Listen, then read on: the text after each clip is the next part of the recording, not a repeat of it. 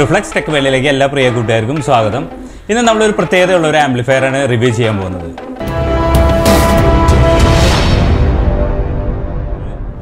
Left right ചാനലിന് വേണ്ടി ഒരു പ്രത്യേക IC ആണ് ഉപയോഗിച്ചിരിക്കുന്നത്. അതുപോലെ തന്നെ HDMI ARC ഉള്ള ഡിജിറ്റൽ ഇൻപുട്ട് ഉണ്ട്. ഇതൊക്കെയാണ് ചെറിയൊരു പ്രത്യേകതകൾ വന്നിരിക്കുന്നത്.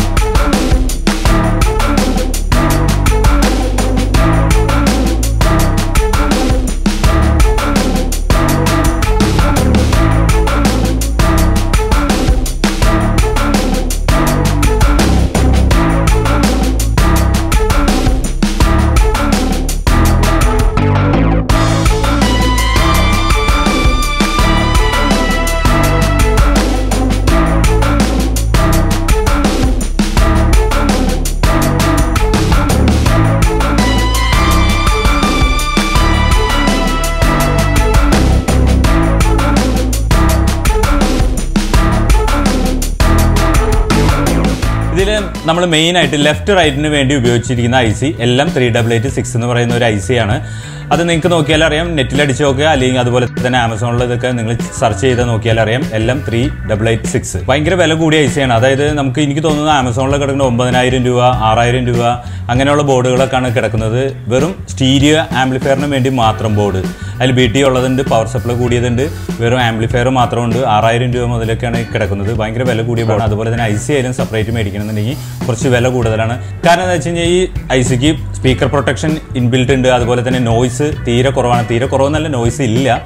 അങ്ങനെയുള്ള കുറേ പ്രത്യേകത ഉണ്ട്. ഇതിനകത്ത് വാട്ട് വരുന്നത് ശരിക്കും പറഞ്ഞാൽ 70 വാട്ട് താഴെയാണ് ഒരു ചാനൽ വരുന്നത്. 70+70 ആണ് കിട്ടുന്നത് 4 ohmസിലൊക്കെ. പണ്ട് വന്നിരുന്ന സ്റ്റീരിയോ ആംപ്ലിഫയറിലൊക്കെ ഈ IC നോക്കിയാൽ കാണാം.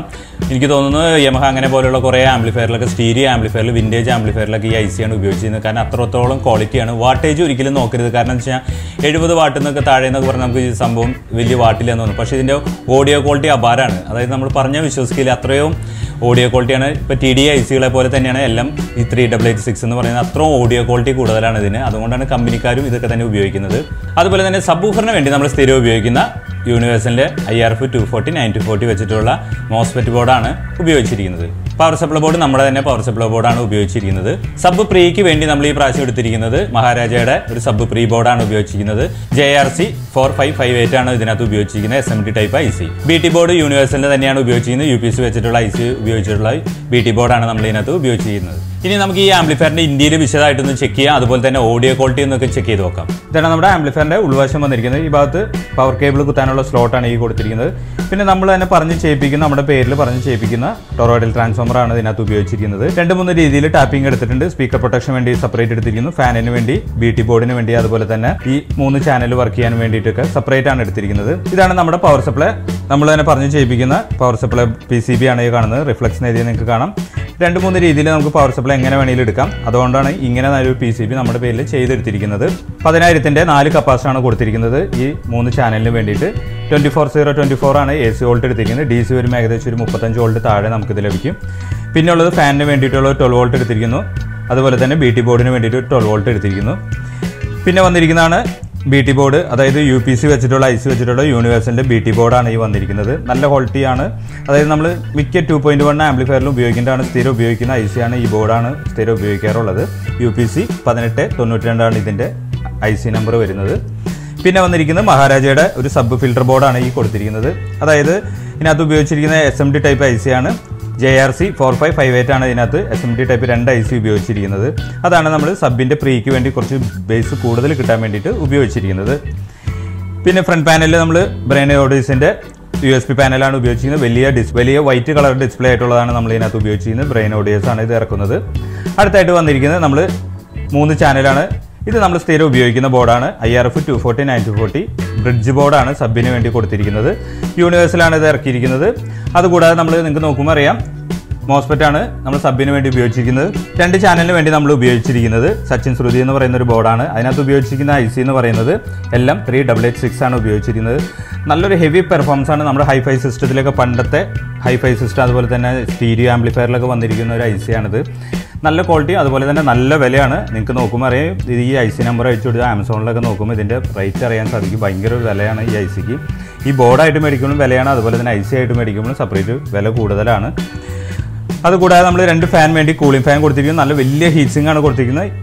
ഫാനിൻ്റെ ആവശ്യമില്ല, എന്നാലും നല്ല കൂളാക്കാൻ വേണ്ടിയിട്ട് 2 ഫാൻ നമ്മൾ സെപ്പറേറ്റ് ഇവിടെ കൊടുത്തിരിക്കുന്നു.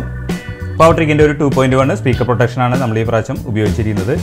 ഇത് G-Starൻ്റെ HDMI ARC ഒപ്റ്റിക്കൽ കൊയാക്സിലൊക്കെ വരുന്ന ഒരു HDMI കാർഡാണ് നമ്മൾ ഉപയോഗിച്ചിരിക്കുന്നത്. കാരണം എന്താണെന്ന് വെച്ചാൽ ഇതിൽ നിന്ന് ലെഫ്റ്റ് റൈറ്റ് സ്റ്റീരിയോ എടുക്കാൻ വേണ്ടിയിട്ടാണ് ഇതിൽ കൊടുത്തിരിക്കുന്നത്.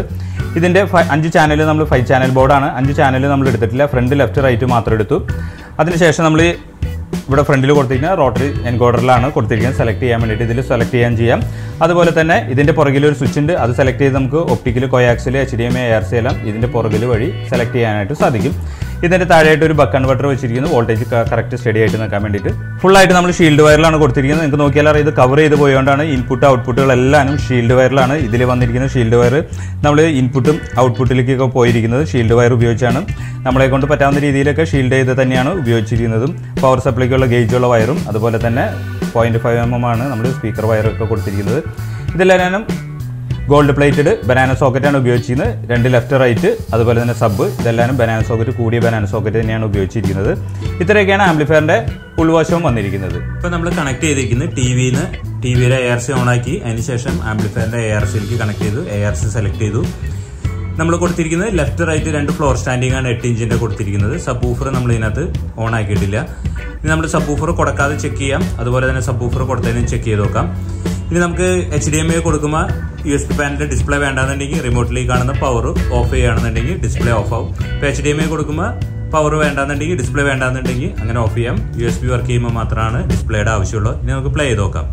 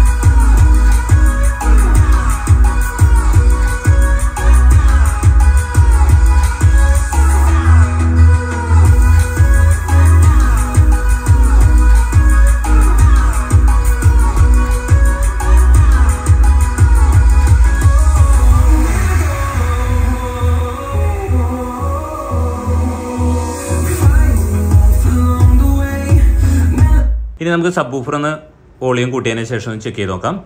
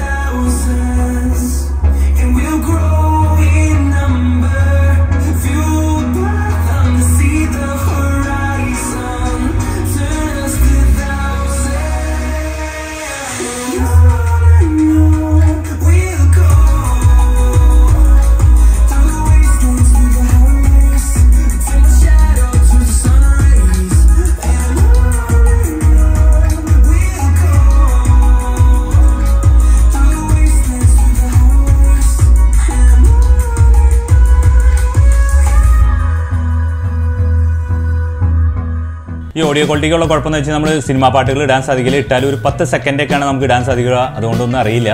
പിന്നെ സ്റ്റാറ്റസ് ആയിട്ട് ഞാൻ ചില സമയത്ത് സ്റ്റോറീസിലൊക്കെ ഇടാറുണ്ട് ഒരുമാതിരി പാട്ടുകളൊക്കെ. അതൊക്കെ നിങ്ങൾ ചെക്ക് ചെയ്ത് അറിയാൻ സാധിക്കും. പിന്നെ ഓഡിയോയിൽ വീഡിയോയിൽ എന്തെങ്കിലും തെറ്റുകുറ്റങ്ങളുണ്ടെങ്കിൽ നിങ്ങൾ ക്ഷമിക്കുക. ചില പോരായ്മകളൊക്കെ ഉണ്ടാവാറുണ്ട് ചിലപ്പോഴൊക്കെ, അത് നിങ്ങളൊന്ന് ക്ഷമിക്കുക. പിന്നെ ഇതിനെക്കുറിച്ച് നിങ്ങൾക്ക് എന്തെങ്കിലും അറിയണമെന്നുണ്ടെങ്കിൽ ഡയറക്റ്റ് കോൾ വിളിക്കുക. അതായത് വാട്സപ്പ് ചാറ്റ് മാക്സിമം ഒഴിവാക്കുക. കാരണം വാട്സപ്പ് വിളിക്കുമ്പോൾ എല്ലാ വീഡിയോയിലും പറയാറുള്ള പോലെ തന്നെ നിങ്ങൾ പറയുന്നത് എനിക്ക് മനസ്സിലാവുള്ളൂ, ഞാൻ പറയുന്നത് നിങ്ങൾക്കും വ്യക്തമായിട്ട് മനസ്സിലാവുന്നതുകൊണ്ടാണ് ചാറ്റിംഗ് ഒഴിവാക്കാൻ പറയുന്നത്. ഇതിൻ്റെ എല്ലാ വില വിവരങ്ങളും, അതായത് ഈ ആംപ്ലിഫയറിൽ ഉപയോഗിച്ചിരുന്ന ബോർഡുകൾ, എന്തൊക്കെ വില വിവരങ്ങൾ, എന്തൊക്കെ ഇൻപുട്ട്, എന്തൊക്കെ ഔട്ട്പുട്ട്, പിന്നെ ആംപ്ലിഫയറിൻ്റെ വില എത്ര, ഇതെല്ലാം താഴെ ഡിസ്ക്രിപ്ഷനിൽ കൊടുത്തേക്കാം. നിങ്ങളൊന്ന് ചെക്ക് ചെയ്ത് നോക്കുക. വില വിവരങ്ങളെല്ലാം താഴെയുണ്ട്. ഇത്രയൊക്കെയാണ് ഇന്നത്തെ വീഡിയോസിലുള്ള. ഇന്നത്തെ വീഡിയോ നിങ്ങൾക്ക് എല്ലാവർക്കും ഇഷ്ടമാവുകയാണെങ്കിൽ, അതുപോലെ തന്നെ ഉപകാരപ്പെടുകയാണെങ്കിൽ ലൈക്ക് ചെയ്യാനും ഷെയർ ചെയ്യാനും കമൻറ്റ് ചെയ്യാനും മറക്കരുത്. കൂടാതെ സബ്സ്ക്രൈബ് കൂടി ചെയ്യാൻ ഓർക്കുക. ആ സബ്സ്ക്രൈബ് ബട്ടൻ്റെ തൊട്ടടുത്ത് ഒരു ബെല്ലൈക്കൺ കാണാം. അത് അമർത്തിയാലാണ് നമ്മുടെ ചാനലിൽ വരുന്ന എല്ലാ വീഡിയോസും നിങ്ങൾക്ക് പെട്ടെന്ന് നോട്ടിഫിക്കേഷൻ ആയിട്ട് ലഭിക്കുകയുള്ളൂ. ഇത് നമുക്ക് അടുത്ത വീഡിയോയിൽ കാണാം.